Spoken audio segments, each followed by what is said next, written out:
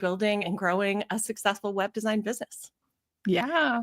We're very excited. So today, we have something kind of fun planned for today. We have some Q&A planned, and we actually have some Q&A submitted too. So we're going to have a lot of fun. We've got some really, really good questions in about how to get clients, how to streamline your business and your workflow. And yeah, there's a lot of fun stuff. But we want to start out with a quick intro about each of us. We're actually going to use this episode as the first episode of our podcast when we started on Spotify. So we just wanted to take a minute and talk a little bit about each of us, our backgrounds, what we do, and how we got here, and why we wanted to start this podcast. So Katelyn, do you want to go first? Sure. That's a loaded question, isn't it, for people like us? Yeah. How did we get here? How did we get here? What happened? Well, back in the 90s, no, I'm just kidding. I actually went to college for design. I stumbled on it kind of accidentally because I knew I wanted to be doing something creative, but I had a really good advisor, which I since heard of is not a common thing. And she was like, well, what do you like to do in your spare time? And I was like, well, I create things in Publisher for fun. And she's like, oh, you need to be a graphic designer. So that's kind of all she wrote. That was 2006-ish when I changed my major. And then I got my first design job somewhere in that neighborhood too, kind of outside of classes. And I've been freelancing ever since then. So basically I've been designing since 2006. That's a lot of years. I don't know how many, but it's a lot. It is. It's a long time. And you started out doing print. Mm-hmm. Yeah, I started out doing print, branding, conceptual design, package design, all kinds of fun things. I got sick of it pretty quick because you run into a lot of like color related issues, screen calibrations, and like clients are looking at it on their screen. I'm looking at it on mine. It's not the same colors. So I got sick of that after a while. That's so interesting. That's fun. That's going to be fun to talk about when we do our color episode. We have some fun things planned for later in the year, including an entire episode on color. So anyway, that's cool. Yeah. I'm going to circle back to that.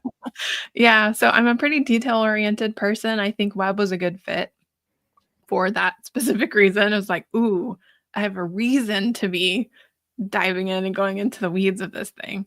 Oh, that's awesome. Yeah. So it's like all the things that I like, plus none of the things that were bugging me for the past 14 or so years when I switched over. Mm-hmm. So, and I can't get excited about those old things anymore. Web's where it's at. So you obviously love what you do now. So obviously, I mean, this is part of what we bonded over. And so you want to talk a little bit about what you enjoy about doing this now? Yeah. I mean, it just kind of feels like I get paid to have a hobby. Oh, I like to help people. I was just on a call earlier today, and he was asking like, how do I get started? And it just feels really good to have that conversation, to be like, yeah, this is possible. Mm-hmm.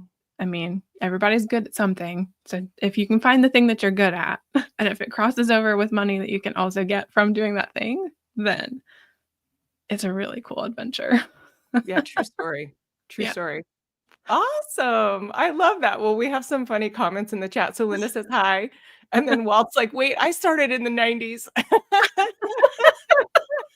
Right. I relate too. She said that. And I was like, is that when I started? I'm like, is that? But it's not quite. But yeah. I did amateur starts in the 90s, like in Publisher, before I knew designing was a thing. Yeah, for sure. For sure. And Linda has a good question. What helped you when you started working for yourself, Katelyn? Google University. Really? Oh, yeah. Wow. Yeah. I started in 2015. I opened a Facebook page and an Etsy shop. I only ever sold one thing, happened to be on my birthday, from a complete stranger. And then I shut it down because not great. I didn't take a course or anything like that on business until probably 2016, and then I took another one in 2019. So it was kind of a progression, but mostly the first one I ever took was $297, just for comparison. We all know how expensive courses can be now. That felt like a huge investment. I was going to say it probably felt big. Oh, yeah. It was like clammy hands, shaky, like, how am I going to make this back, So yeah, in between all of that, it was a whole lot of reading every blog post I could read, and I started picking up business books. I mean, it was like all the free thing, most like what most people do. Yeah. As much value as you can, puzzle piece together for free until you can afford to do the next thing, whatever that is. Yeah, for sure. And Linda has another question. What were you selling images on Etsy? What were you selling on Etsy? Oh no.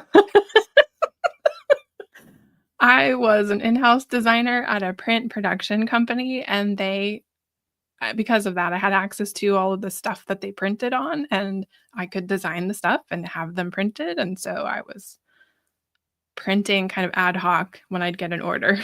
Thankfully, I didn't have stacks of these things because, like I said, I only sold one.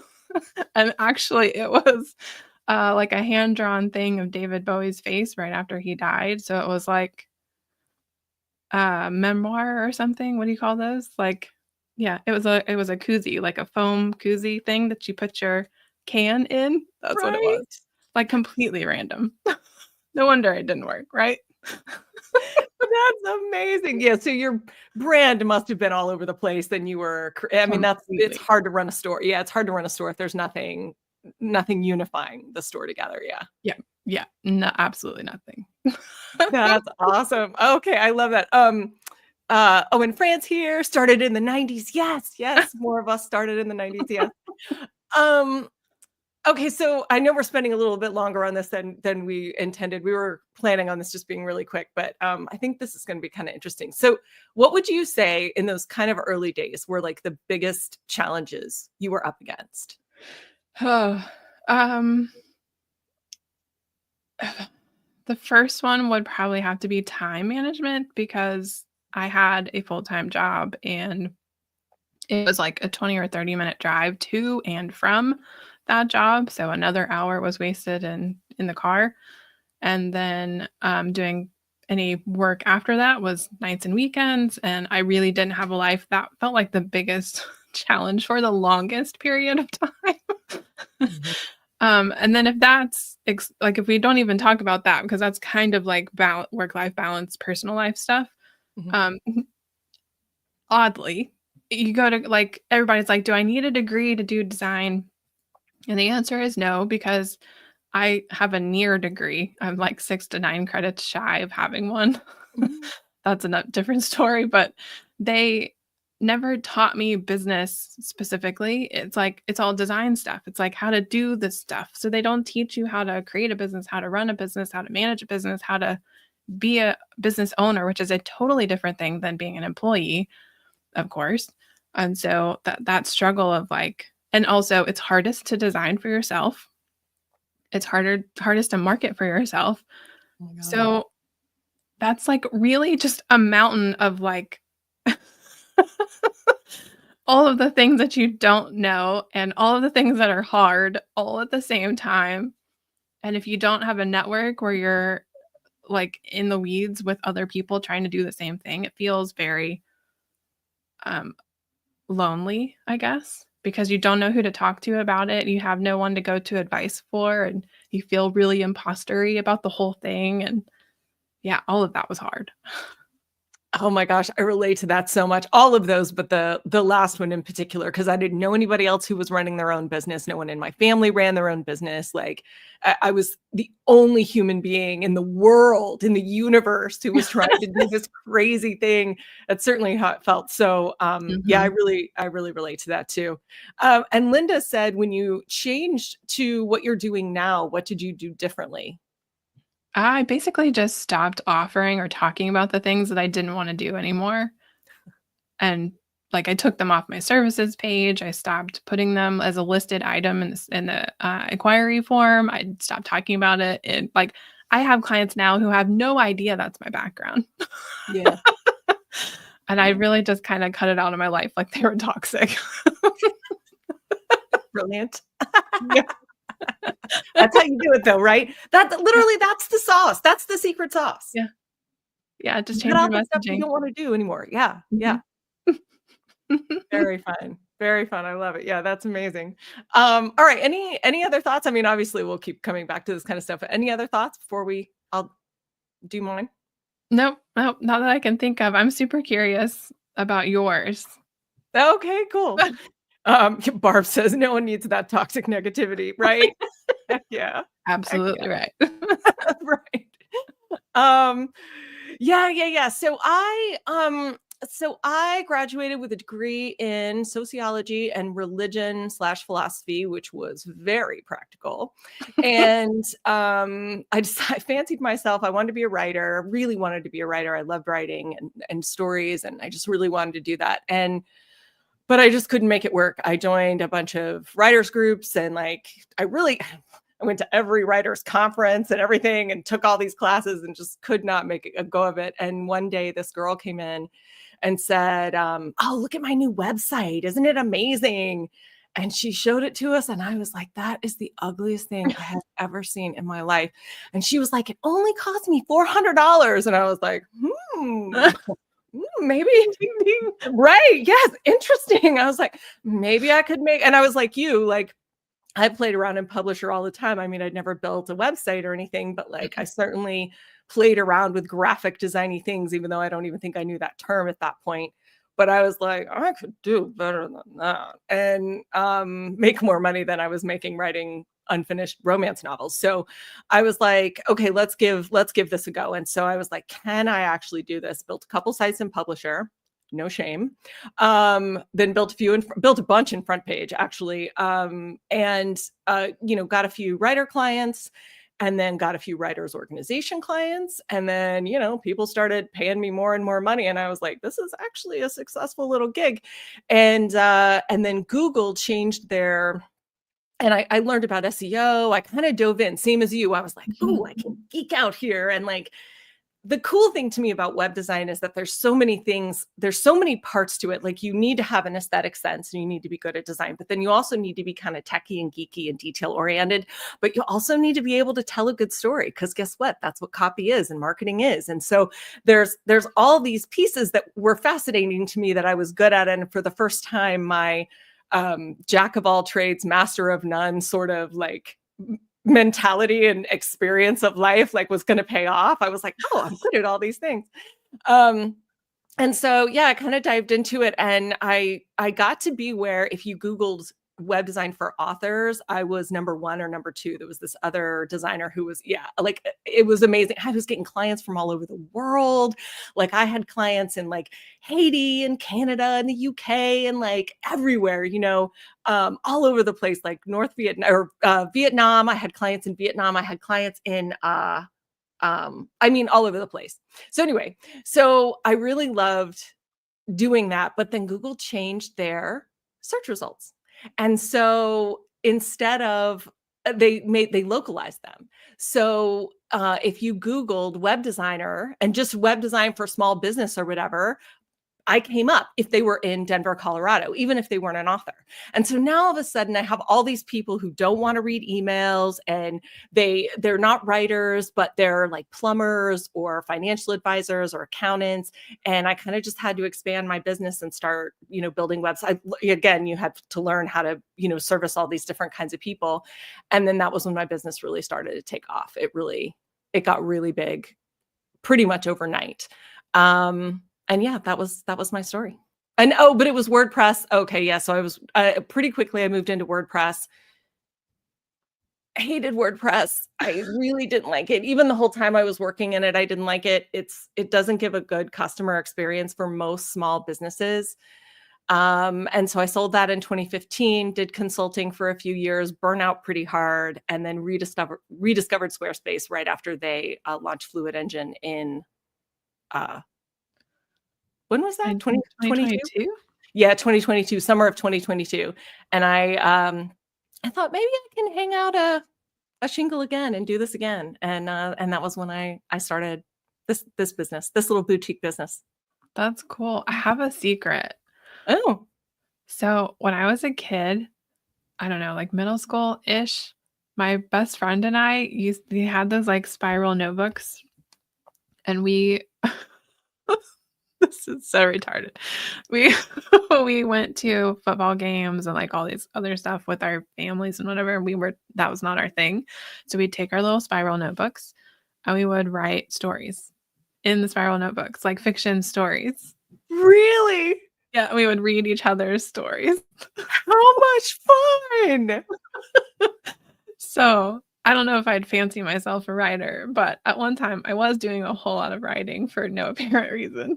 That's amazing. Oh my god, more stuff we have in common. How much fun. And do you find like it's a skill? I feel like that's a skill that's needed in web design. Like there's Yeah. a story to how people walk through the site. There's a story to how you develop like the brand for your client.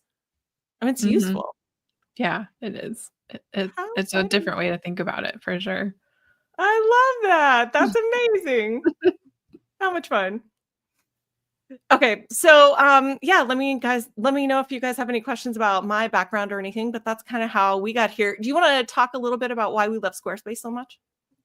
Walt says, yeah, WordPress is very love hate. It's always kind of been that way, yeah, for sure. Um, for me, the main question everybody asks is like, are you really a web designer if you're using Squarespace? And I hate that question because do you want to produce a product that your client doesn't isn't afraid to death to break, is not going to get hacked? Like it's not about the platform, it's about what you're handing off to the person. And the market that we're in is not like we're not working with IBM, we're not working with Apple. Like they have dedicated teams, departments for this kind of thing. The people that we work with need to be able to post their own blog. They need to add their own event. They need to update the pricing. They need to swap out the form on their contact page, swap out the photos. If we make it easy for them, then it doesn't matter what the platform is. If Squarespace stopped being this easy, then I would move over to something else. Like, so I do love Squarespace because it is easy. The other platforms I have used are Showit, Webflow, Shopify, um, Weebly, oddly, a little bit in Wix. None of them are so quick to turn something around. Squarespace makes it so incredibly easy that it can become a volume thing for us if we want to. But also, I don't have to waste my time drawing a rectangle and putting text on top of it and linking the rectangle and linking the button and giving them both an animation and both a hover animation and then changing that on the mobile view because that's only styled in the. I don't want to do that. It's just a button. Like, no. Right. So Squarespace has its design limitations, but also it's time saving and it's more time efficient because of those things. And it's so much easier. I can't agree with all of that enough. And it's so much easier for the client. That's the thing Mhm. that really gets me is I especially when I moved into consulting and I worked so closely with all my clients, I've always felt bad recommending WordPress to them because I'm like, I know how hard this is going to be for you to maintain. I know Mhm. you're going to struggle to add a hyperlink for crying out loud. And I know it's going to break. And I don't know when it's going to break because I don't know when the next WordPress update is coming out. And Mhm. so, and you're going to pay out the nose to have this thing that is going to be a thorn in your side for as long as you have this business. I'm so sorry. The best I can do is make it pretty. Like that was how I felt about it. And so when I found Squarespace and discovered Fluid Engine, and the reason I worked in Squarespace is it was the only gig in town. If you wanted to grow a serious business, in my opinion, I was like WordPress is the way to go because it was customizable and I felt stuck with it. I'm like, this sucks, but it honestly is the best solution out there. And when I found Fluid Engine, I was like, wait, oh my goodness. Like I can almost give a client a site with no tutorials, no nothing, and they can update it. Now they can't change out fancy things and maybe they struggle to, they might struggle with something more complex, but like changing text, changing an image, adding a page, like you can almost do that with no help right out the gate. And that feels so good to me. So yeah, so that's why we love Squarespace. Yeah, it's almost like feeling chained to your desk, but with every client. If you can't literally just hand it off and be like, okay, a lot of this you can maintain yourself. That Mhm. means they're not coming back to you to like change out a phone number or change out an email address. It's things that are so fast that maybe you might feel a little bad charging an hour to do something that takes 2 seconds. Yeah. Yeah. Or finding Correct. time in your calendar for something that takes 2 seconds. All of that's just not what I wanna do. Right? Okay, so a little bit about why we wanted to do this podcast, you and me. Yeah. Well, it started because we're both in Paige Brenton's world, and we needed to do some content, and then when we started doing the content, we were like, "Oh my god, this is so much fun. What if we did this more often?" And then it was like, "What if we did this more often and it took something else off our plate? We could just swap this out with something we were already gonna do anyway." And thus the podcast was born. What would you say? Yeah, so definitely for sure that we both were like, "Oh my gosh, this is like such a fun way to create content." We're in. um, and such a good way to connect with other people. You and I both are so passionate about this work because we really love it. We love our businesses. We really love our clients. We really love what we do, and I think that's one of the things we appreciate about each other. And one of the reasons you and I both have a pretty high standard for excellence, I would say. It's funny, we do a lot of things differently, but we care about a lot of the same things. And there's a lot of mutual respect, I think, between us because of that. And so like from the get-go, it was like, oh, we have a lot of things to talk about, and we can talk about all the ways that we're different and all the ways we do things differently because like Katelyn's processes blow my mind. I'm like, I cannot with that. It's like rocket science. And And like, I yours have blow my mind, and I cannot, and it feels like rocket science, but I love that. right. But there's so many things that we're like, we really agree with how to treat clients. We agree with like how to lay out content on sites. We agree with like the storytelling of sites. There's so many things that we're in alignment on. And I was just like, I know if we get together and talk that we have a lot that we can contribute to people, and it would be fun too to grow a little community of people who wanted to come and talk to us in this way and get questions answered and stuff because we really like the live aspect too. So Yeah, yeah. and I would say too, we did want to talk about this, is that if you're a beginner web designer, we love you. We want you here. We're going to talk about tons of stuff that I think is going to help you because we want to talk about like how to get clients and how to grow your business and all that stuff. But we are very geeky and we both have been doing this almost 20 years. So we will talk plenty about some more advanced, like intermediate topics. That's kind of who we have in mind for our audience because we're going to go deep into color and we're going to go deep into font choice and we're going to go deep into like the psychology of the intake form that you have on your site and how you work with clients. And so lots of really good, deep stuff here. So we have some really fun stuff planned for the rest of the year. But this session, we really wanted to talk about, we really just wanted to do a Q&A. So we were both part of an event last year where people submitted questions, web designers submitted questions, and there were so many good questions in the group that Katelyn and I Katelyn actually copied all the questions, and we were like, "This is content. we're gonna go through these." So we're gonna dive into those. And if you have questions you want answered, drop them in the chat. We will answer those and give you guys priority. But we have a whole list, and we have some that are pre-submitted. And Leska commented, said, really hoping I'm close to where you gals are in 2 years and find a PV student bestie to do things with. Yes. Awesome. Totally. You can do it. Yes, absolutely. So doable. So much fun. All right. What was our pre-submitted question? You want to start with that one? Sure. They actually submitted 3, I think. So we'll start with awesome. 1. I have the acquired skill of Shopify development, but I don't know how to get clients. Can you help me with that? Can I get my first client? Awesome. You're in Shopify right now. What are your thoughts? Today is not the day to ask me. Today is not the day. I do also, I'm expanding to work in Shopify. And right now we're in a little bit of a love-hate relationship with Shopify. So I might have nicer things to say next month. I'm mostly kidding. But so if you've got some Shopify experience, I would say number one, go you. There's a really good market there. There's a lot of good money to be had in the e-commerce world. I would say generally, e-commerce sites garner a lot more money than service-based sites, which is what Squarespace is really aimed at. Would you agree with that, Katelyn? Yeah, for sure.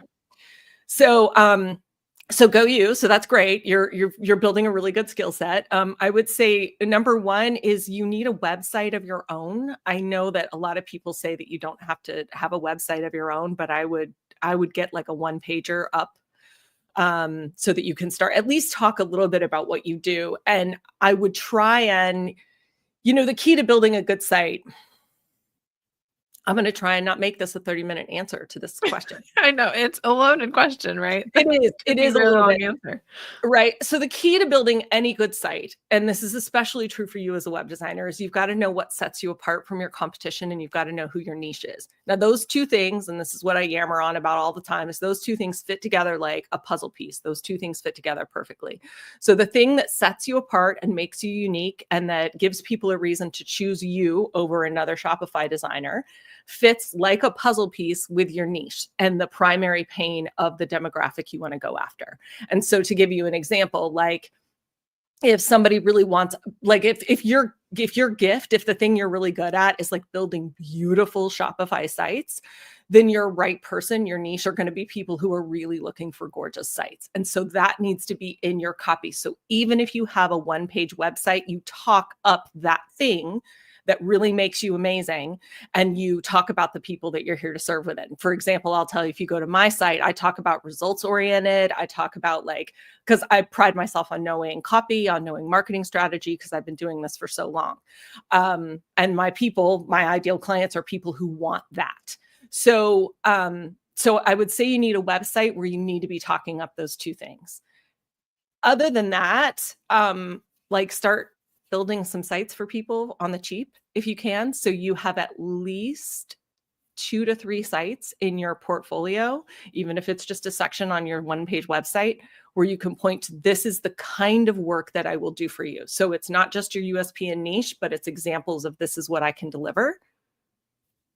And then you just get out there and you talk it up. You give it to everybody you know. And I can give you I can give you actual specific strategies on actually how to get clients, but I'll stop. Katelyn, do you want to add anything to that?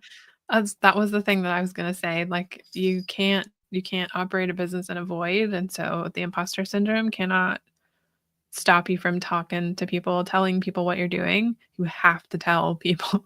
That's how you get your first few clients, in my experience. It is. And if you want a framework for that, friends and family, everybody, and literally I would go to your phone, I would go to who you've texted and recently or not. And if you are an introvert like me and your text is, these are my 2 friends, and then a whole bunch of 2-factor authentication, verification, that's everything in my phone. Go through your phone, go through your text messages, go through your contacts, and literally tell everyone. Tell if there are a few people you don't talk to, tell 90%, really go for it. Then go through Facebook, then go through Twitter, whatever social media you're active on, and send some direct messages. Then if you're on Facebook, I would go into groups and start, dropping hints, and we can get more into the psychology of how I would do that too, because Katelyn and I have talked about that, but that's probably enough on this one question. And I would also say not just once, you have to talk about it and repeat yourself a lot. Yeah. To the point where it probably feels uncomfortable for you. Oh yeah. You've got to feel you're not doing it right unless you feel very sleazy. You've got to be, oh my God, I'm so pushy. Then you're almost there. Yeah. Almost. Yeah. Nobody cares about what we're doing except for us. So nobody else is going to notice that you're saying it 7 times. They're only going to see it once. Oh, it's so true. You can talk about stuff on your, I send my newsletter all the time. I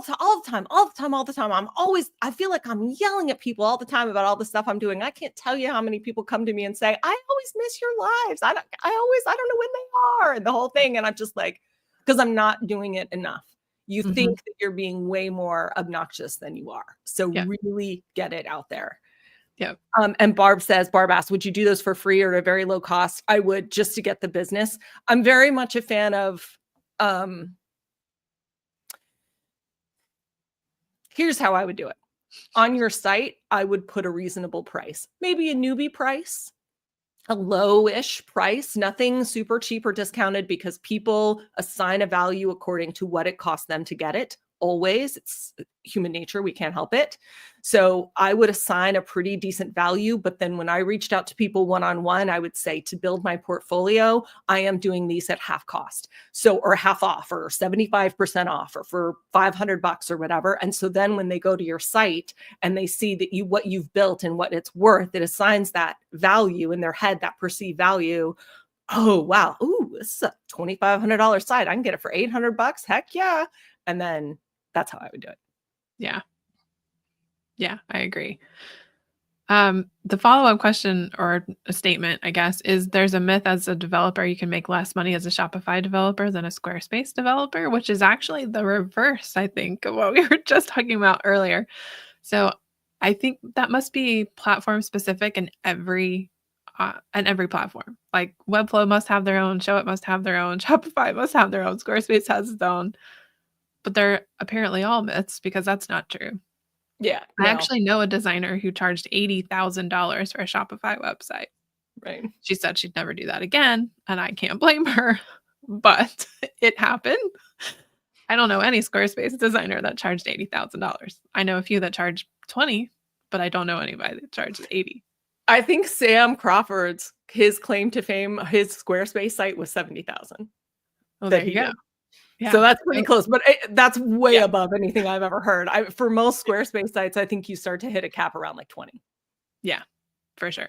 Even though 20 is nothing to seize that, but it's not, and Shopify, like for a successful store that's really selling like 20 to 30 grand is more like the standard.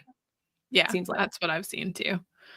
And the then last Walt question. says, oh, sorry. Go ahead. Well, no, yeah, Walt had a thing. And add, if you don't need a website, let me know. Yes. Walt, such a good point. Thank you for saying that. Yes. If you don't need a website, let me know if you someone else who needs a website. That's almost a better approach. So instead of reaching out to people and saying, do you need a website? Reach out to people and say, hey, I'm doing a thing. Do you know of anyone who needs a website? Because then it's not on them and they don't feel like they immediately need to be like, no, leave me alone. You're saying, do you know of anyone? And almost everybody knows somebody who needs a website. So better approach. I actually did that too. Yeah, that worked. That got me the first 2 or 3, I think, and they ended up being people I knew, but I didn't ask them directly. I was just like, hey, this is what I'm doing. Do you know anybody that needs one? And they're like, actually, I want one. Nice. That's where they came from. Nice. The last question that was pre-submitted. What should be the right way to scale so that I can get 5K a month consistently? I would just up your price. Every, what do you think? 3-ish clients, I would up your price $500. Yeah.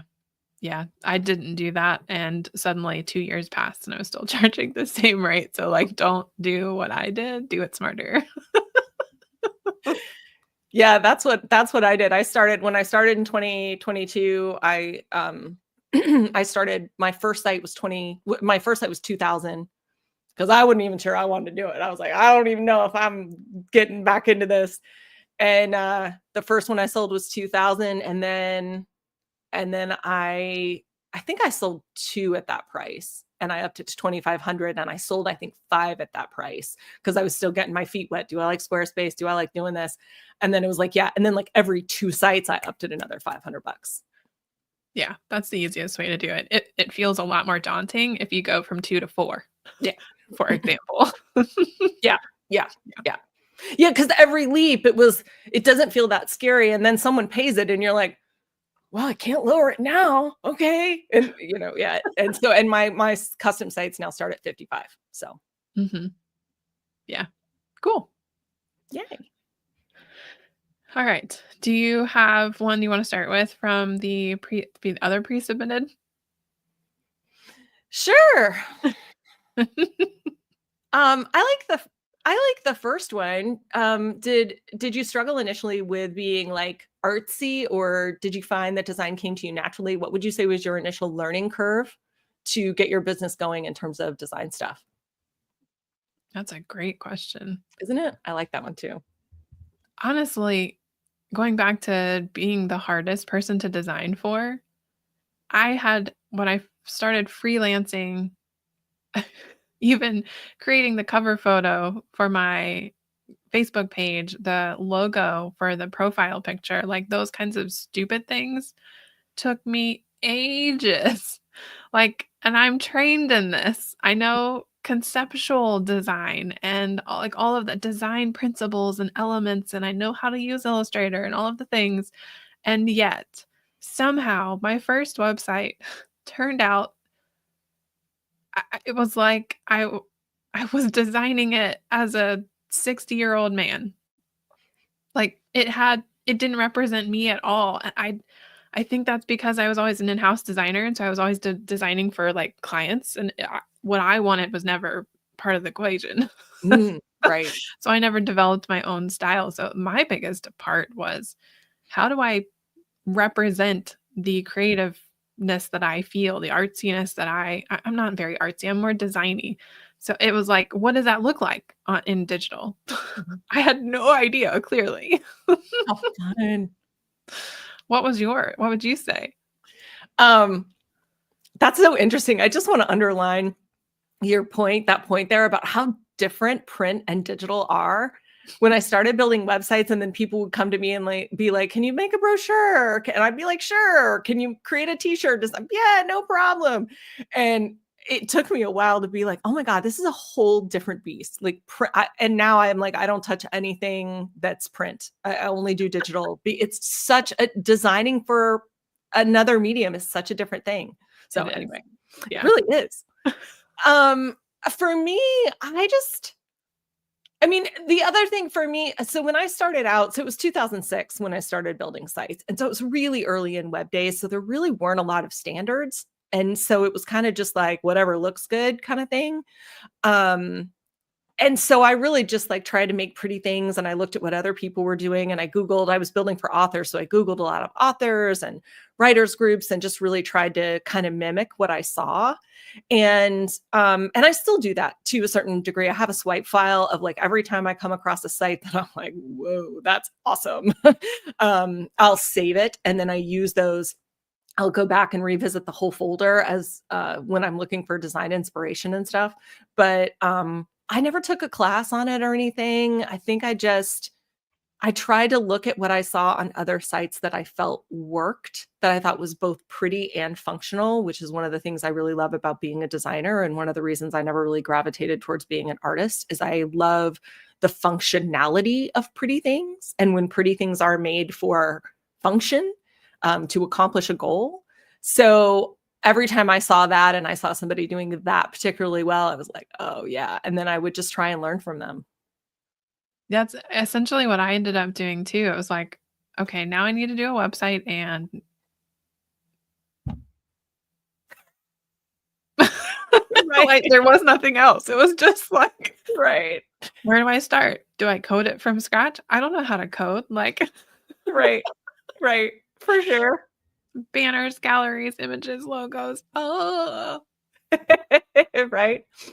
Okay, so now let's do the best question. The best question of all time. I think we need to do I need to do a whole separate video just on this. But if you woke up tomorrow morning with no clients and no money in the bank, what would you do? oh, that's a very intelligent question. Isn't that awesome? I love that one.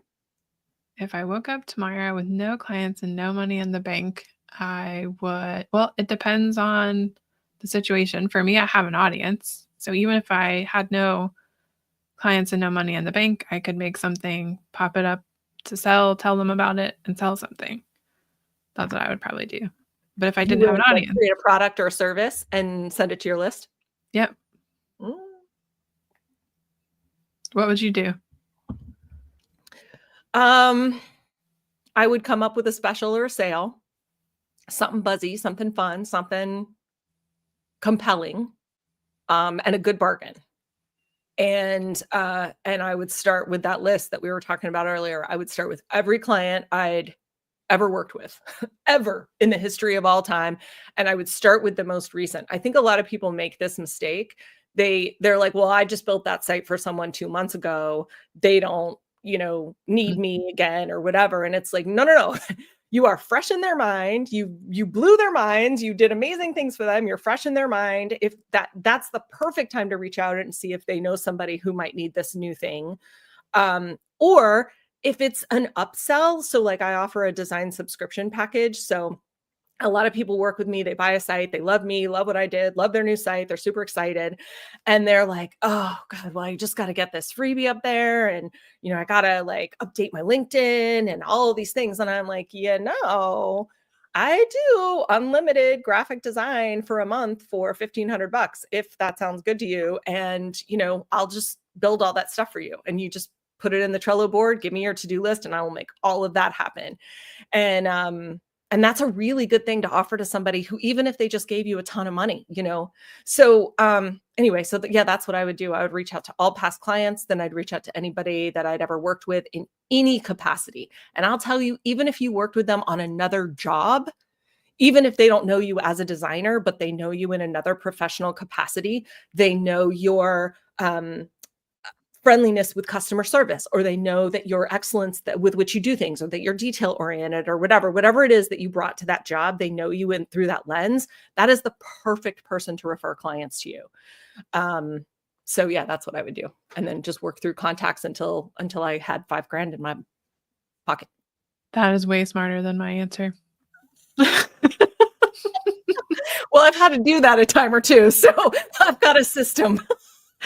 Well, I mean, if you think about it, if you don't have an audience when you first got started, that's probably what I was doing too, because I'd just be like, hey, we worked together. We had fun. Do you have anything else?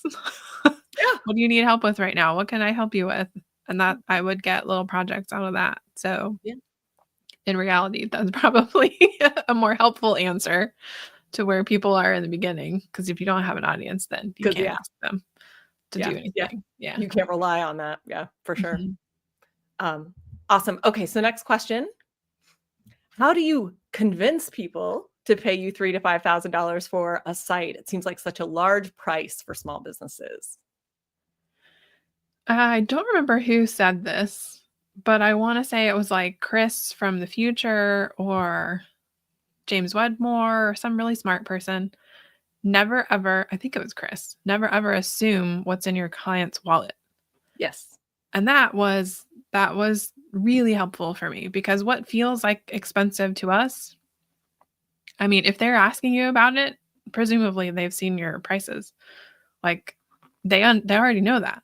That's one of the big reasons why I say list your prices, because that cuts out the people that you have to convince.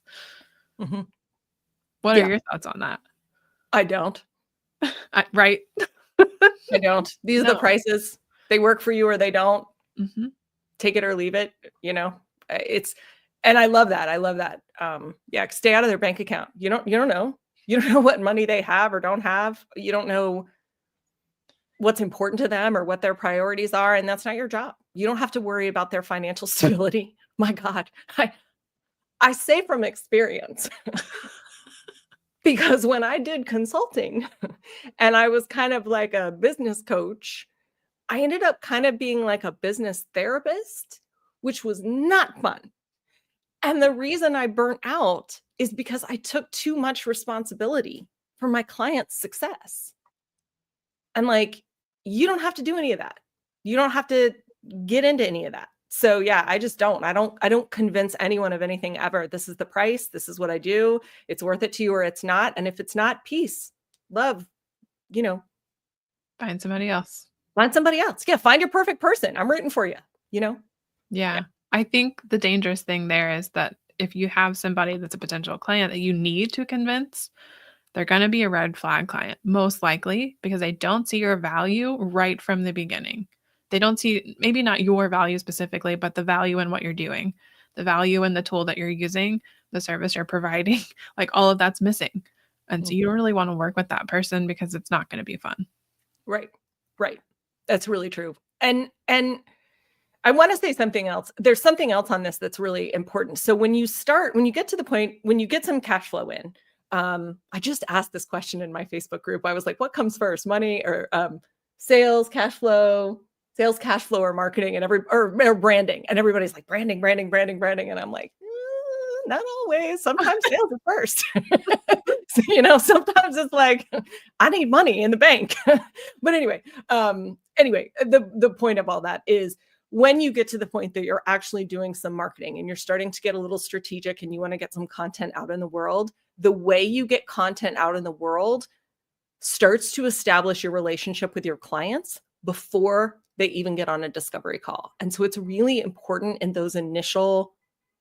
that marketing content that you position yourself as an expert, and that you're, everybody's like, give value, give value, give value. And it's like, yes, that's important, but you really want to position yourself as an authority. So you want to take a stand on something. You want to talk about the stuff that pisses you off. That's a great topic. That's a great source for content. If you're talking about stuff in your industry or even with your competitors that annoy you and piss you off, it points to something you value, which is a great way to create a bond with your followers and with your customers. And here's the thing. You go on a rant or you take a stand, or you're like, this is how this should be. This is what your website should look like. Or I have had it with those ugly Shopify sites. You don't have to put up with that anymore. You get to have a gorgeous Shopify site or whatever your USP is. And you go on a little rant about it. When somebody hears that and it resonates and they get on the phone with you, they immediately treat you differently. They are not treating you like a store clerk. They're not treating you like, somebody that, okay, so why? Okay, but so you're charging so much money. That seems outrageous to me. Like, why should I pay that? You have to convince me to pay you. It's like, it's no, click, no. Like, they get on the phone with the right attitude, and that establishes it right out the get-go. So sorry, that was a long answer, but. Nope, that was perfect. I love all of that. That's so true. So Right. true. Right. Okay, next question. Do you feel there are enough clients to be able to just offer services for Squarespace and not other platforms? Hell yes. Yeah, right, for sure. People that I've pulled off of like WordPress and stuff, and when we do their like offboarding, what do you call that? Like the tutorial call where I'm showing them how to use, they're like, so if I want to put a page in my main navigation, I'm like, you literally just click and drag and let go.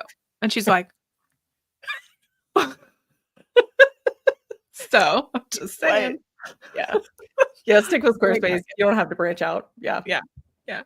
I know people who do, but it's not required. No. Okay. Okay, and yeah, this was a question somebody asked that I think is kind of interesting. If the client asks you, tell them what platform you design on. Is there a stigma for using web design software instead of coding it from scratch?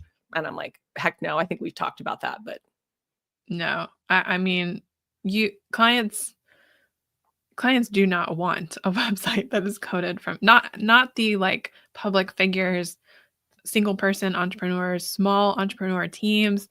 None of them want a website you've custom coded from scratch. They don't. No, they don't know why they don't want it. I can tell them why they don't want it. Right. And I have to do a quick shout out. Walter said, how do I make those tables look good? Back when we were talking about websites and tables, and like, yeah, I feel you. I feel you, friend. Yeah. Okay. And so Emise has a question. How much can you charge as a self-learner? I mean, so how do you know if you're good enough to charge $2,000 as a beginner? I mean, the market will tell you. That's my short answer. What would you say, Katelyn? That's kind of what I was going to say. Like, you don't really know what people will pay until you ask for it.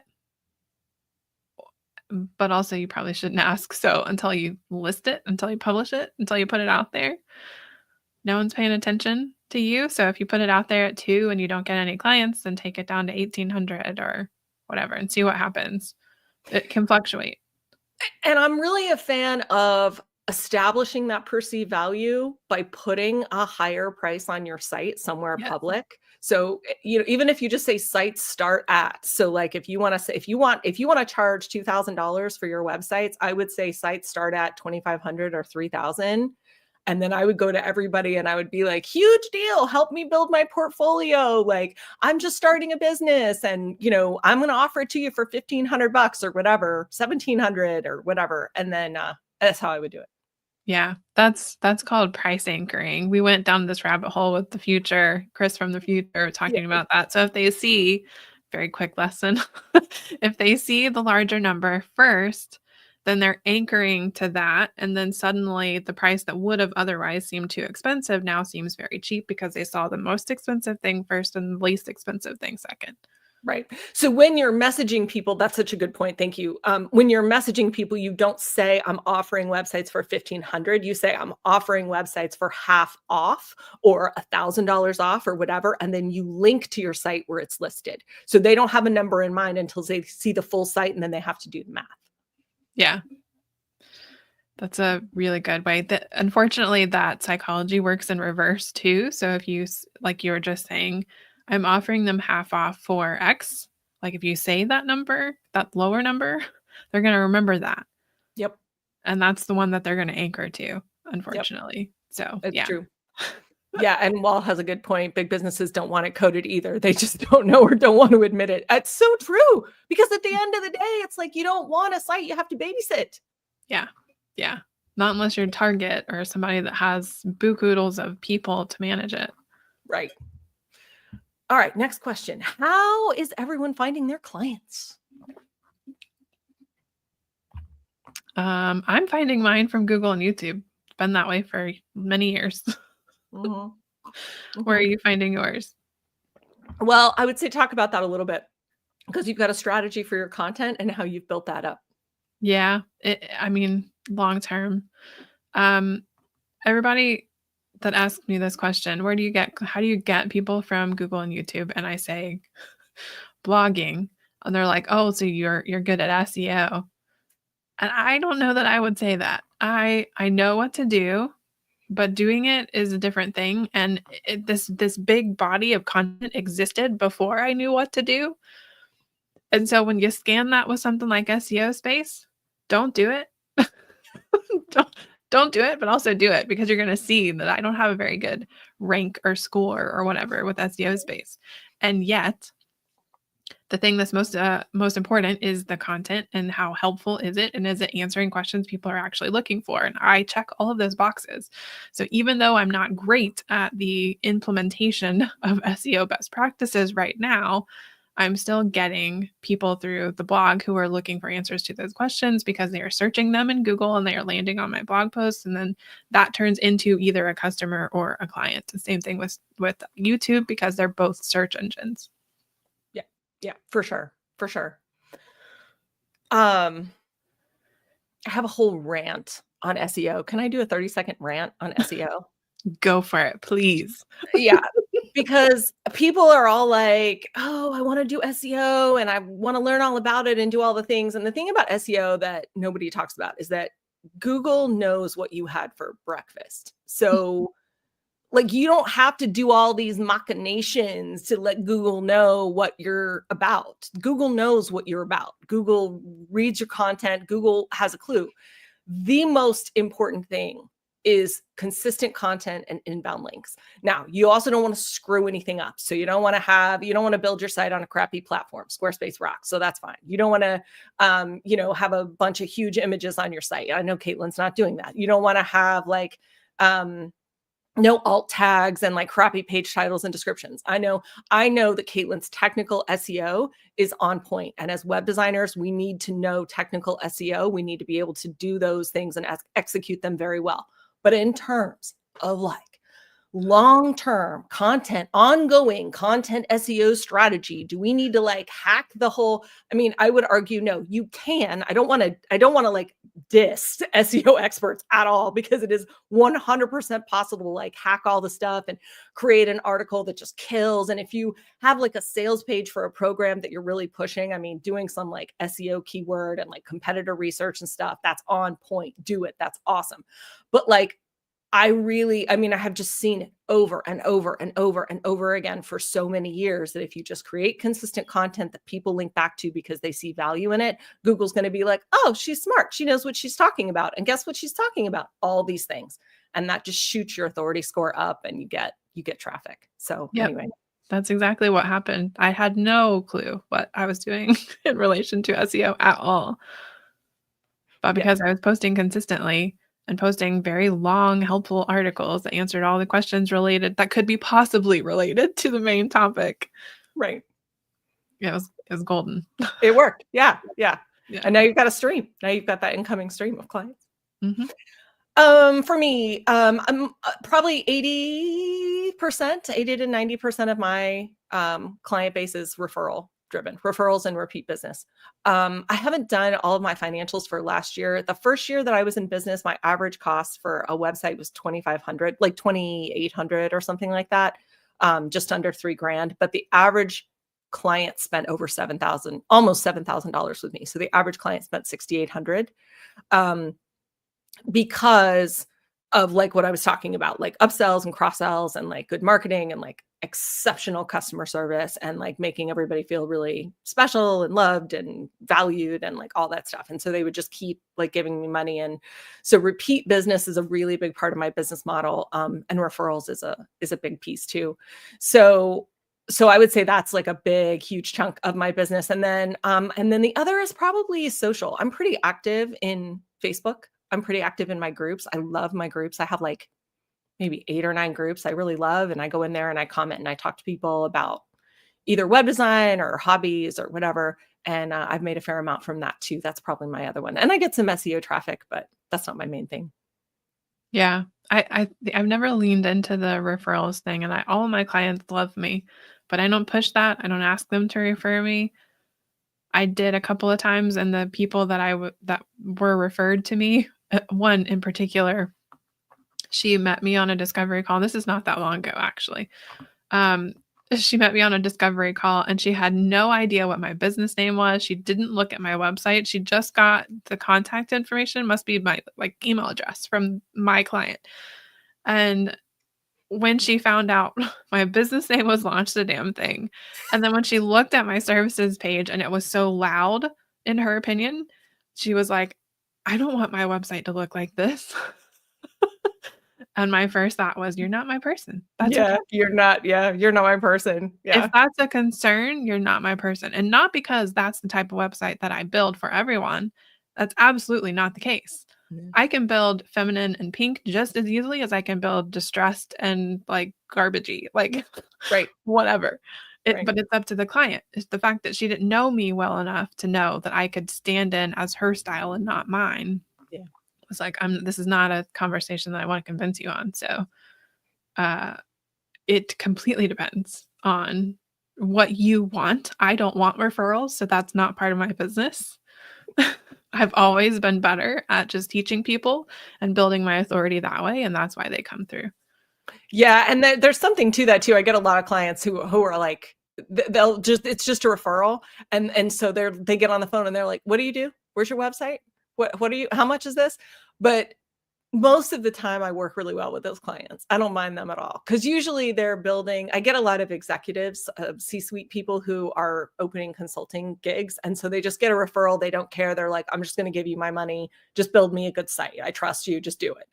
And they end up being good clients, but they don't necessarily know anything about me or my aesthetic or my site or whatever. What's your email again? Like it's just not on their radar.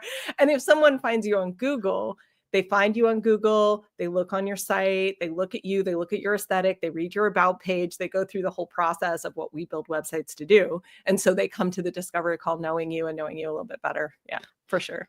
Yeah. That's so funny. I love that. Okay, next question. How are we doing on time? Okay, so we're right at time, but we were thinking, and Barb has a question. And we were thinking we would stay on a little bit longer because Katelyn and I have time. So we're gonna go to 90 minutes, I think. And if you have to go, that's fine. Submit your question in the chat. We will totally answer. But yeah, we're like, this is fun for us, and we might as well have build up those watch hours on YouTube, man. So we're gonna keep going. Okay, right. So Barb says, if launching a new biz or website, would you recommend having more than one blog post already written? Yeah, I would go to 5. I would start with 5 if you can. If you only have 3, start with what you've got. But I would start with 5, and I would aim at pillar posts. So I would have one post where you talk about your origin story, and that in a way that emphasizes your USP. So unique seller proposition. Thank you. I was like, how geeky do you guys want me to get with this right now? I'm sorry. This may be more than you wanted to know, but you asked the question, so I'm going to get geeky. Okay. Go for it. Okay. So you want to talk about your origin story, but you want to talk about just jumped on a random live. Cool stuff. Yay, we love it. Yeah, so you want to start with your origin story, and you want to do it in a way that it underlines your USP. So you want to talk about like how you got started doing what you're doing in a way that shows you can solve the main problem that your niche has. send me an email or reach out to me on socials if you want more about that, because that's like a 3-day workshop, but there's a whole thing. So talk about your origin story in a way that solves a problem for your niche. Then talk about your niche. Do a whole post where you talk about your niche, who your right people are, and it doesn't have to be anything like hidden or whatever. You just literally, these are the people I serve, these are the people I like to work with. These are the people who find a ton of value in my work, and just describe who they are, their characteristics. What do they want? Why do they want it? Why have they not been able to get it? What are their thoughts? What are their beliefs? Go into some of that on a post, just talk about it. And then do another post where you go into your USP specifically, where you really talk about what you love about what you do. It's going to feel similar to your origin story, but that's different, where you go into your USP, and USP is usually grounded in what you love about what you do. So if you have a hard time saying, how do I set myself apart from my competition? Look at the stuff you really enjoy, and it's going to point you to why people should choose you, and like then who your niche is and the whole thing. And then I would link to, if you're a web designer, then I would do a post that talks about, and that one, like Megan from Floating Lotus Design, she just commented and she goes, posts that drive to your money pages. Yeah, for sure. On your why, the about you thing, I would link to your about page. Your about page needs to link to your services page.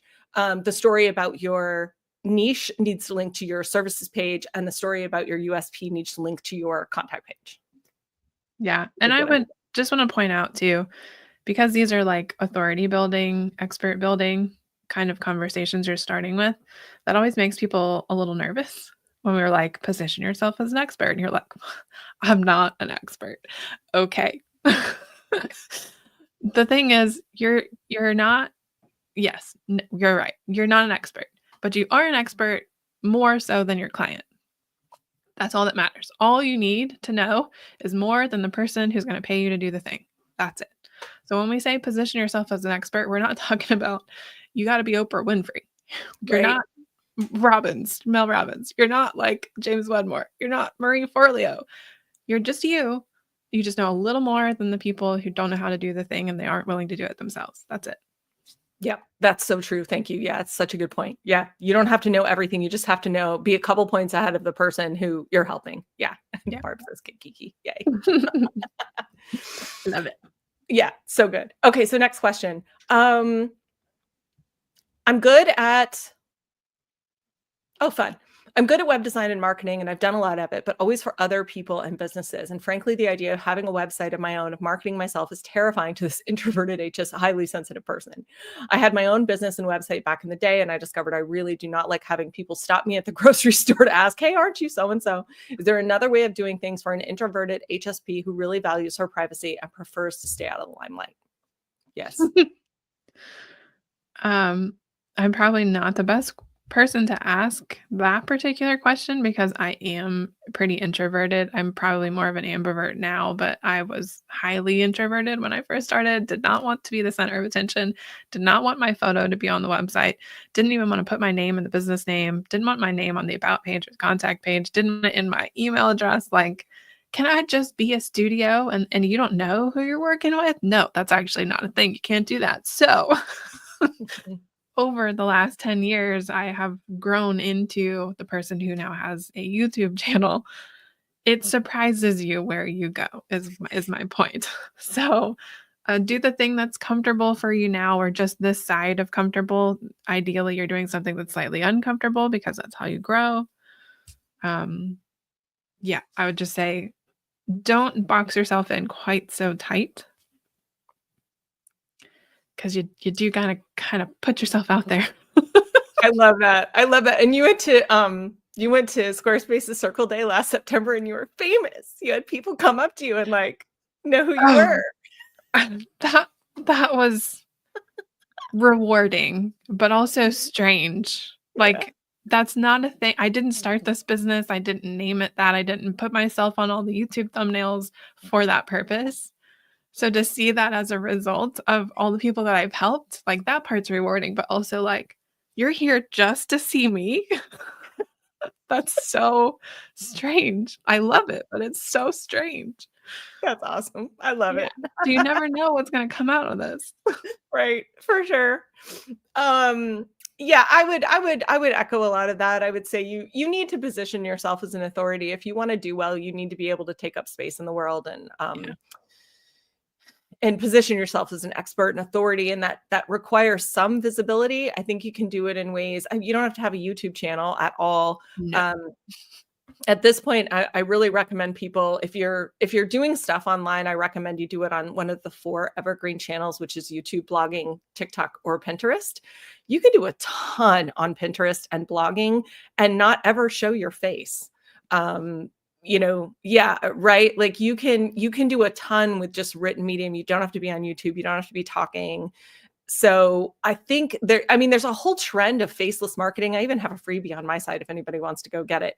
There's a whole trend of faceless marketing and like how to do that. It's totally possible. So you don't have to have your face out online if you don't want to. You just need to be willing to create content. Yeah. That's what I was doing when I first started. I was way more comfortable writing about what I knew rather than speaking about what I knew. So Mhm. you just really have to find the thing that gives you enough privacy, but also allows you to take up space in the world, like you said. Yeah. Yeah. Okay. So next question's really process oriented. I love it. How do you keep clients on your timeline? that's, that's such a loaded question. Repeat yourself all the Mhm. time, all the time, all the time. Every time, every point of contact I have with them, I'm ending that conversation by, okay, so you know what we're doing next? This is the date. This is what we're doing. This is what I need from you. This is what you need from me. Like communicating constantly because this is not their business. We are leading them through a process they're unfamiliar with.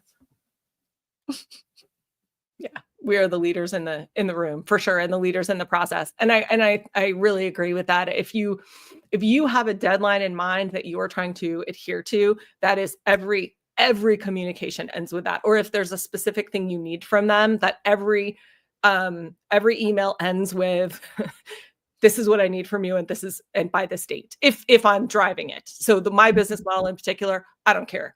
I actually don't care. We should talk about your business model and why you keep them online because you build sites in 2 weeks. Yep. Yeah. Okay. So that's a fair question. I don't like the I don't care approach just because I get bored and want to move on from things. No matter how much I love the project, how much I love the client, my brain's wandering off into creativity land and it wants to do 5,000 other things. Not because this thing is boring, but because my brain just works that way. I need to challenge myself. And that challenge is over. It's time to move on to the next challenge. So I have to do them in 2 weeks. I found that Page's system really works well for my brain because of that. So 2 weeks for just a website, 3 weeks for a website and brand. Because of that, it's on a very rigid timeline. So I, from the get go, when I talk to them on the discovery call, I lay it out. When they fill out their paperwork, they get an automatic message that lays it out in a table. It's like, this date, we're doing this thing. That date, we're doing this thing. That date, we're doing this thing. So it's clear at every turn. It's in the contract, it's in the invoice, it's in the proposal, it's in the thing that they get, it's in all of the stuff. It's in our collaborative space in the client portal. They have due dates. When I talk to them, we're repeating it. It's literally at every turn. Because of that, though, it sounds like a lot of work, but it's not, I promise. And because of that, I don't have to drive them. Like I am doing it and they are following. I am leading and they are following. It doesn't feel like I am pulling teeth to get this stuff done on time. They just do what I'm asking them to do because it's top of mind. I'm reminding them constantly and I'm doing so in a way that doesn't feel like I'm nagging them to death. So Yeah. it Yeah. works quite well, like clockwork. I never ever have a site that goes past where that has been the timeline, where that has been the schedule. I've had some that I've allowed to go past where like, oh, we got to add on this extra thing. It's all based on my timeline if I have projects coming up after that and if I can. Typically, though, when I'm trying to stay booked out, that's not a thing. Like, got a week in between this project and that project, we're not moving. Like, we can't finish it in your timeline, in your spot. You get moved to the next available spot. And so that's the secondary motivation for them to do it on time. Not just that I'm asking them to or telling them to on a repeating basis, but also they know their actual consequences outside of money coming out of their wallet. It's not just that, it's also time lost. So that's extra motivation. Yeah. I think that's a really good point too. If I am trying to push someone along in a process, I'll give them 3 things. I give them this is what I need from you by this date, and then the consequences. And if that doesn't happen, this is what's going to happen. Yep. Yeah. So that's really, and I mean, and we say consequence, I'm not yelling at them. I'm just saying, look, if you don't do this, this is how it's going to go. Yeah. That's Yeah. all. Yeah. I mean, they need to know this is not their job. They don't need to know all of that stuff. So they only need to know what happens if I don't. And that's it. You don't have to be nasty. You can just be like, if this launch date isn't good for you, if you want to do it later, if you have a photo shoot or something, and you want to put those client photos in later, your portfolio, whatever it is, we can do it. We can totally do it. I'll be there for you, but it will not happen by this date. Right. Yep. Exactly. I love that. Yeah. Awesome. Yeah. And for me, my process, because I work totally differently, I do not do 2-week builds. I tried it. I can't make it work. It's too hardcore, and I want to have freedom of my day. I don't want to know that I have to wake up and do your edits today or whatever. I just want to I want a little more fluidity in my day. So the 2-week build doesn't work for me. But the way I work my payment schedule with clients is that I require payment upfront or in 2 payments 1 month apart. So I don't care when we build your site. I don't care when it's finished. I don't care about anything. Your second payment is due either when we launch. So if we launch sooner than a month, but that almost never happens. But if we do launch sooner than a month, then you have to pay then, or 1 month later. And the thing the reason I do it that way is because if a client needs time, or a client has a thing, or, California gets lit on fire or whatever, I'm like, don't sweat it. Like, I don't care. It's fine. Like, we'll just postpone, get back to me whenever you can. Now, the kicker is when you do that, because right now I've set aside time. Now, if you don't want to do it right now, I've got plenty of other stuff I can do. It's fine. But if you come back to me in 3 months and say, okay, now I'm ready to finish my site, there might be a queue. So we're not going to work on your timeline all of a sudden. But yeah, that's how I run mine. Yeah. And I think that's totally fine as long as you're communicating that with them and they know what the expectation is. Yeah, for sure. Yeah, that's the biggest key, right? Like, always give your clients expectations. Creates such a sense of safety for them, lowers their anxiety Mm-hmm. and everything. Okay, so this was a question for me. I'd love to know how you'd price web design with the addition of AI imaging and animation. Any thoughts on how to get a good estimate? Yeah, so if I do, right now I'm trying to figure this out. Some clients, I kind of throw in a little AI imagery depending on what they need and how prominent I want to feature their site in my portfolio, to be perfectly frank. If you let me build you a really pretty site, I might give you some goodies. But I'm working on a package of, like, and of course I have my AI photo shoots on my site as a separate gig. But if you want me to design imagery for your site, custom images for your site, I'm flirting with maybe like $1,500 to do that, like custom imagery, 1,500 to 2,000. So that's kind of how I'm pricing that right now. That's good to know. Yeah. When you speak to small business owners, how do you do that with images from clients? Do you source images from stock sites and stuff, or do you require your clients to give you everything? No. I don't require my clients to give me everything, but I do give them the opportunity to give me what they have. So they have kind of a bucket where they can dump stock photos if they have any, photos of themselves, if they have any specific photos that they want to show up on a contact page or an about page or services page or whatever, they can dump that in there. Whatever I don't have, I source typically from Unsplash for them. And lately, I have been periodically resubscribing to Midjourney to create something that I can't find, which has been useful. So Fun. I'm not advertising that because I don't want. That's a rabbit hole I would love to go down, but I don't have time for. So Right. So I am doing a little bit of that, but I'm not charging for it at this point because I need to get a lot better at it, probably. But Very fun. it has Oh, been useful. I love that. That's exciting. Yeah. I'm always happy to convert another AI geek. It's very fun. Okay, so is Squarespace enough to create a full big website and charge like $10K for a project? Yes. Yep. For sure. So many times booking out has to do with knowing where to look for clients or having a relationship with people who rely on websites. If they don't have a relationships at the ready, how would you advise people to find clients? I feel like we maybe covered that. Yeah. Anything you'd add? No, except that if they don't have if they don't see the need for or don't currently have a website, it's going to be harder to convince them that to buy one from you. Mm. So if that's where the breakdown is, then I would not waste my time Mhm. trying to convince people that don't have one to have one. Yeah, if they don't value a website, you're not gonna be that's not a yeah, it's yeah. Not for the money that you need to charge in order to pay your bills. Like if we're talking $250 for a Squarespace website that has 5 pages on it, I mean, yeah, you're gonna win that conversation. Yeah, right. But if you're charging 2,000 and up, Mhm. that's gonna be a way harder conversation to have. Yeah. Yeah, I agree. How much knowledge do you need of how much SEO knowledge do you need before you start a web design business? Well, I would say you need to know nothing because that's approximately how much I knew when I first started mine. I I didn't was know any using either. Yeah. Right. I was just using the Squarespace checklist in their help center. That was it. That was what I knew about SEO. That's a good checklist. There's nothing wrong with that. It's a good checklist. It's a good checklist. I would say as a web designer, you have to have technical SEO dialed in. You've got to know that. You I bet. don't have to, the on page and the off page and the ongoing SEO and all that stuff. Like you don't need an href, subscription, and like you don't need to be doing, huge competitor research and stuff before you don't need to know all that stuff, but you need to know in detail, you need to know the ins and outs of page titles, descriptions, how to do alt tags, why to do alt tags, how to compress images, why that's important, that kind of stuff. Did you do that kind of stuff back in 2000s? Yeah. Yeah, yeah, yeah.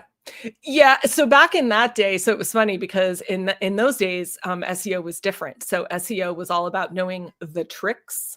So Mhm. like, we were just catching on to the fact that you could create a page that had the font the same color as the background. So it would be invisible to the person landing on the site, but you could stack that thing with keywords. And like, I've heard this.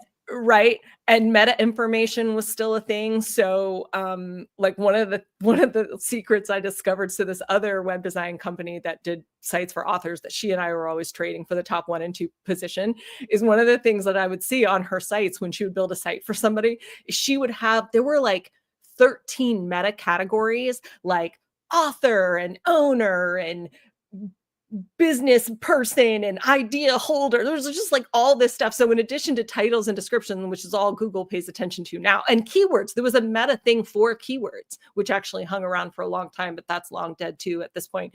But like there were all these meta lines of information you could put in, and it was her name, it was her business, it was her business address, it was her business city, it was it was just like, she just packed it with all of her information. And I'm like, heck, I can do that too.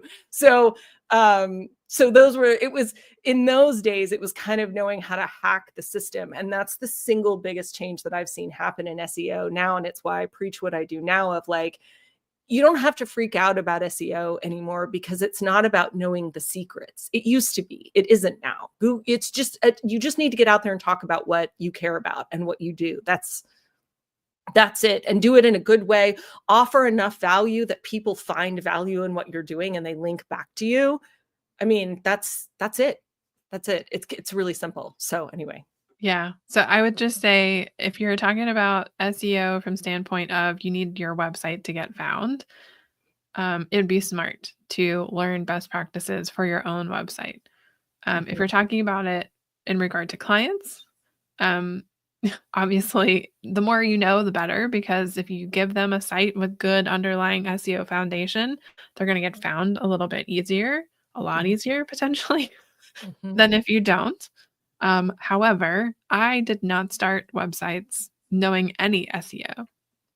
Did not know Squarespace had a checklist for this. So That checklist is a good place to start. Yeah, I shudder to know what those first few websites were doing traffic-wise after I passed them off. They were beautiful, they were fun and exciting, they were interesting, they were easy to use, but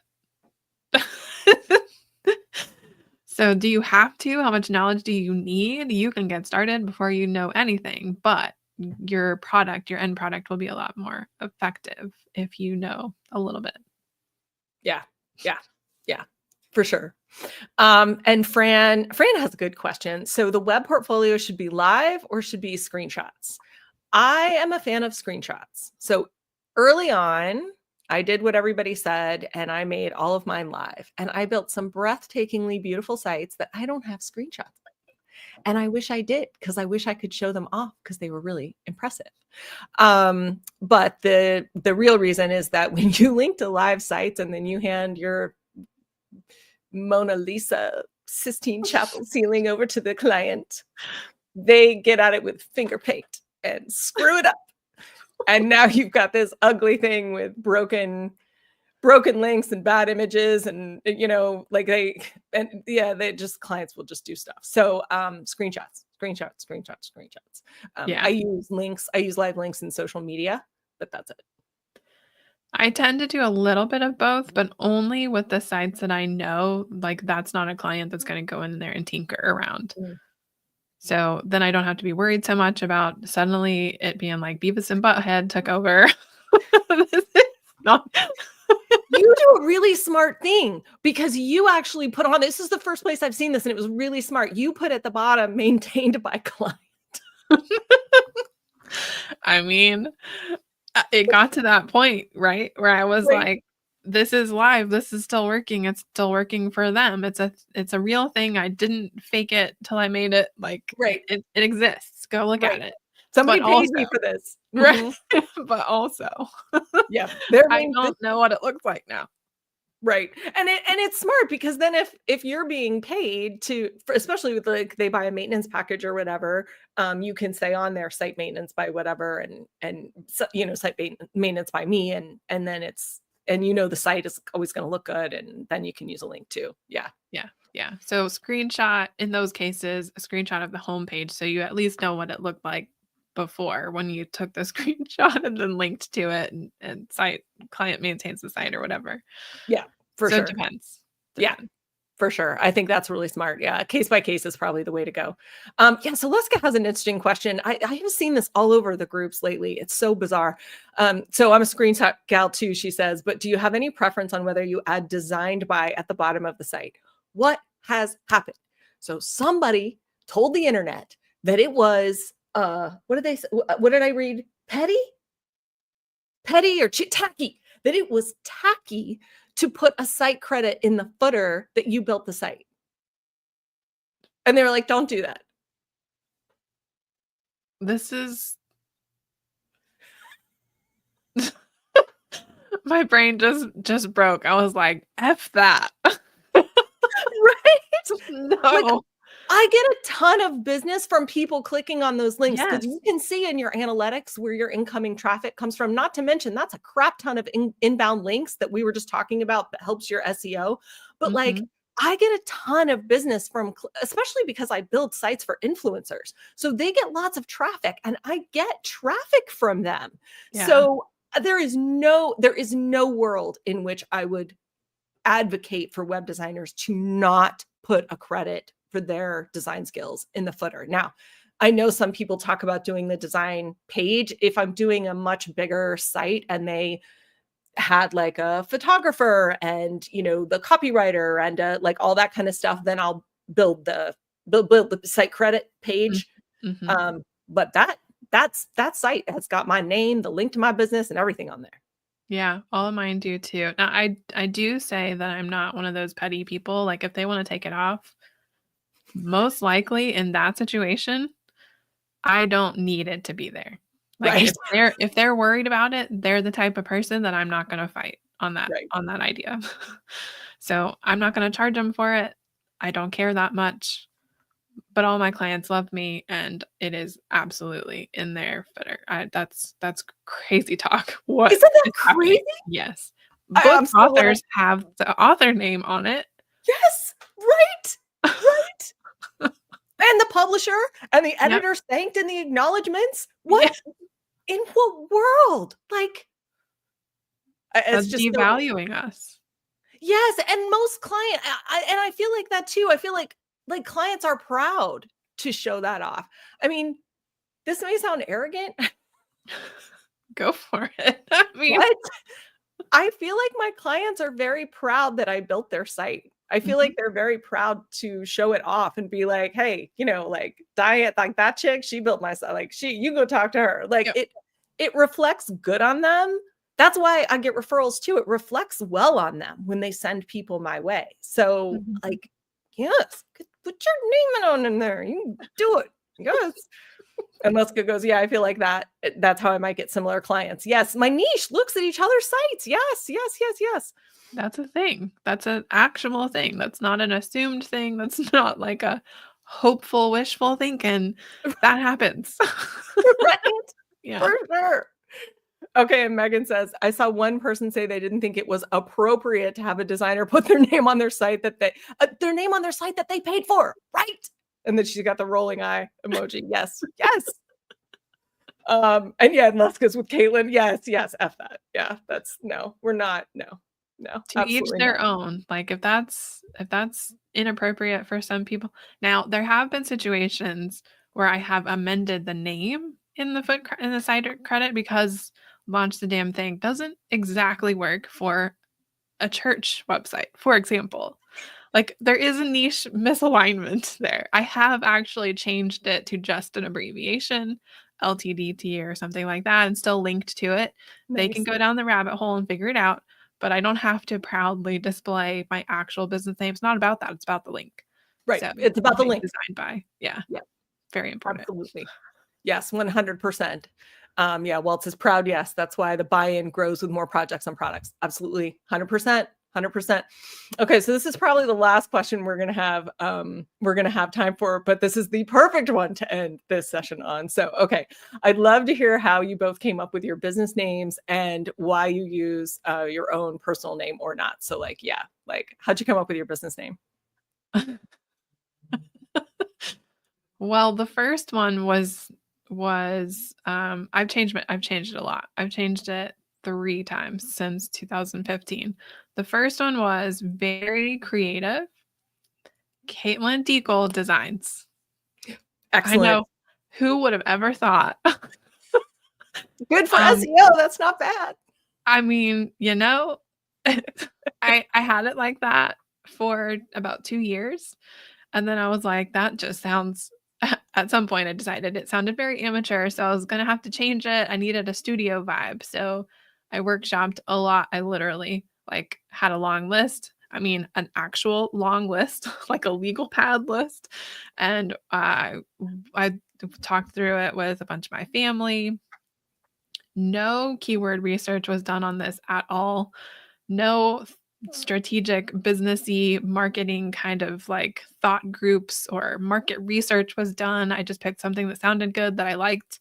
I went with Studio 1862, which was something that people remembered-ish. The number was always the thing. Like, what is it again? 1894? Yep, I see that. Yeah. So in hindsight, maybe not the best option. I did that because we were in an old log cabin at the time, which the original portion of that in the side of the house where my office was built in 1862. So my studio was kind of like the established, not really, but that was the vibe. So it was like Studio 54 plus old log cabin. And then I realized when that didn't work, it was because I felt too much like I was operating for corporate. And then that turned into, I need to just find something that fits better and launch the damn thing. And it stuck. It's been that ever since. What's yours? I love that. And I love that it started as like a name for a template store because that makes so much sense. I just, just launch the damn thing. Just do it. Yeah. Stop. Yeah. Just launch. Stop thinking about it. Yes. Yes. Makes so much sense for your brand. I love that. I love that so much. It's so awesome. Okay, so mine is a funny story. So I was novel website design when I was building sites for authors, and then I just stayed that for forever and a day. I rebranded 2 or 3 times. Different things. I ended up on a really grungy pink and gray website that I just fell in love with. I kept it for years. But then anyway, that's what I sold. That's the business I sold in 2015. And then I just did consulting under my name. I was just DianeWhiddon.com for those years. And then when I relaunched, I didn't want to be DianeWhiddon.com because I'm like, it's not what I saw when I was starting to do research again into what web designers were doing. I saw a lot of business names. And I'm like, I feel like I need a business name. And one of the big things I talk about and rant about all the time is clarity in my consulting work. And so I was like, let's see if Clarity website design is available. And it was crazily. So I was like, okay, let's do that. Well, then, so I was Clarity website design for like a year, and I made it pink and gold. And, there were these awful pictures of me like in this like studio, and it was terrible. It just looked generic and dated, but it was just where I started. I'm like, this is good enough to get going. Let's just get some clients and see if we even want to do this. Then I discovered AI, and the brand went to hell. Because I decided that I went for this aesthetic. So the month before I really got into AI, I redesigned my whole site with this pink and green, like atomic design, mid-century modern thing. And it was so loud and obnoxious and fun. And I loved it. Then nobody else did, but I did. Me and Megan. Katelyn loved it. Yes, any designer loved it. The lay people, not so much. But then I discovered AI, and I realized that, oh my God, I don't have to rely on these graphics and just images and colors anymore. I can actually create me as a retro pinup 50s robot loving Jetsons chick. And I kind of lost my mind. And if you guys want to see the site, I'll actually show you the site. I pulled it up. I have a copy of it. It's not the, how do I do this? It's not the full on site, because like the animations and stuff don't work, but you guys can get a feel for the vibe. I love that Megan said Space Cat rocked though. Oh my God, yeah, I put a cat in the footer. I don't know why. Like, it was just so, I had a ball. Oops, sorry for the infinity squeak. Oh, and the quiz. I had a quiz for a while. Let's get rid of that. Okay. So here's the site now. You got a picture too in the background. There's a video of stars flying by. Like, it's so much fun. And then as you scrolled, the little atomic star like went down the page, so it followed. And so this like felt, but this was my brand. This is me. Oh my God, it was so much fun. And then look, I know what I'm doing. This is me speaking at WordCamp a bunch of years ago, and and clients, but look, it's all pink and it's like fun. I'm just look at the spacey with the pink bubblegum Saturn in the background. I mean, I had so much fun building the site. It was just absolutely ridiculous. And there was so much movement and like all kinds of stuff on here. But so anyway, the lesson here was, did you have clarity about your own website? I mean, I was clear that I loved it, but and it was funny. I think I was going through a place where I was really reclaiming what I loved about my business. And I was really enjoying design again. I was really falling in love with my business after being so burnt out and so traumatized.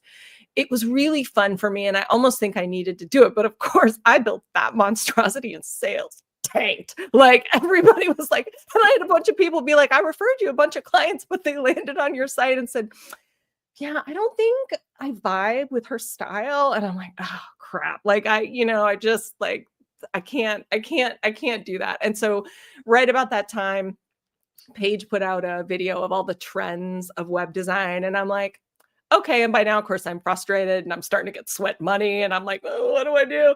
And I went through and I built a site where I just copied every single thing she put on that video, just all of it. And I went into ChatGPT and I'm like, give me 10 names of a really fancy web design agency. And number one was Sway Rise Creative. And I was like, yeah, Sway is like persuasiveness and Rise is like growth. And like, that's awesome. Heck yeah, that's me.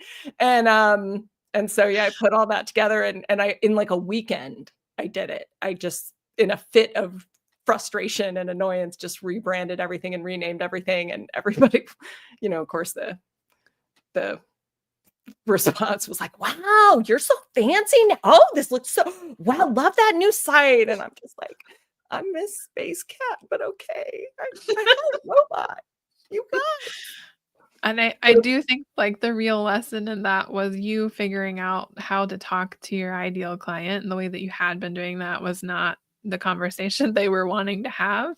Right. Whereas in my situation, when I did that, I was having fun with it. I was, for the first time, being myself with Launch the Damn Thing.